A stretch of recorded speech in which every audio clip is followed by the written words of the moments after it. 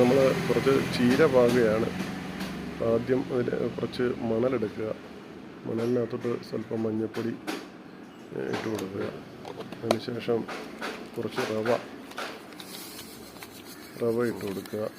റവ ഇട്ട് കൊടുത്തതിന് ശേഷം നമ്മൾ നേരത്തെ കുതിർത്ത് വെച്ചിരുന്ന, അതായത് തുണിയിൽ കെട്ടി കുതിർത്ത് വെച്ചിരുന്ന ചീരയരി എടുത്ത് അതിലേക്ക് ആഡ് ചെയ്യുക. അതിനുശേഷം നല്ലപോലെ ഒന്ന് ഇളക്കി കൊടുക്കുക. നല്ലതുപോലെ ഇളകണം. എല്ലാ ഭാഗത്തും ചീരയരി എത്തത്തക്ക രീതിയിൽ നല്ലപോലെ ഇളക്കിയതിന് ശേഷം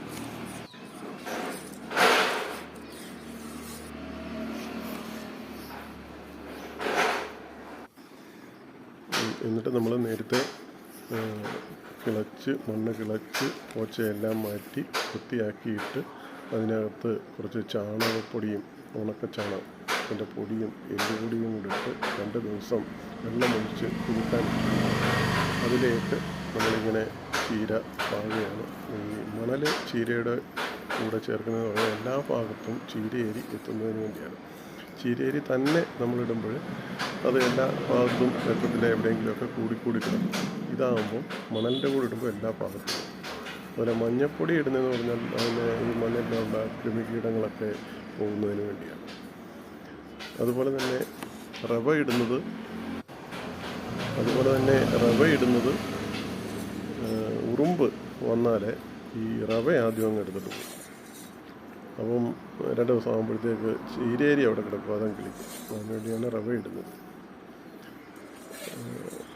അങ്ങനെ നമ്മൾ ഇത് ഇട്ടതിന് ശേഷം പിന്നെ നമ്മൾ കുത്തനെ വെള്ളം ഒഴിക്കരുത്. അത് നമ്മൾ സ്പ്രേ ചെയ്യുന്നത് പോലെ ഇങ്ങനെ കൈ വെച്ച് സ്പ്രേ ചെയ്യുന്നത് പോലെ എല്ലാ ഭാഗത്തും വെള്ളം ഒഴിച്ച് നല്ലതുപോലെ നനച്ചതിന് ശേഷം ഓലമുടൽ വെട്ടിയിടുന്നതോ അല്ലെങ്കിൽ എന്തെങ്കിലും തണൽ കൊടുത്താൽ മതി. 2 ദിവസത്തേക്ക് ഇട്ട് വെച്ച് നമ്മൾ ഓലമുടൽ 2ാമത്തെ ദിവസം എടുത്ത് മാറ്റണം. 2ാമത്തെ ദിവസം എടുത്ത് മാറ്റിയില്ലെങ്കിൽ ഈ കിളിച്ച് വരുന്ന ചീര മടങ്ങി ഇങ്ങനെ ഇരിക്കും. അപ്പോൾ അതിനുവേണ്ടി